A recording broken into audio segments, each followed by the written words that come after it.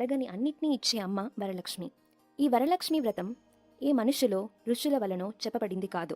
సాక్షాత్తు లక్ష్మీదేవి అమ్మవారే స్వయంగా వచ్చి లోకక్షేమం కోసం చెప్పబడింది. వరాలు ఇచ్చే వరలక్ష్మి వ్రతం ఏ వ్రతం పాటించినా ఆ వ్రతం చరిత్ర తెలుసుకుంటే ఆ వ్రతం మీద ఆసక్తి మరియు నమ్మకం పెరుగుతుంది.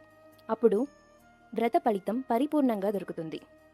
అందుకే వరలక్ష్మి అమ్మవారి కథని వినడం, ఆ కథని చెప్పడం ఇలాంటివి అధిక పుణ్యాల్ని కట్టబెడుతుంది. అప్పుడు మహాలక్ష్మి కటాక్షం పరిపూర్ణంగా మనం పొందొచ్చు.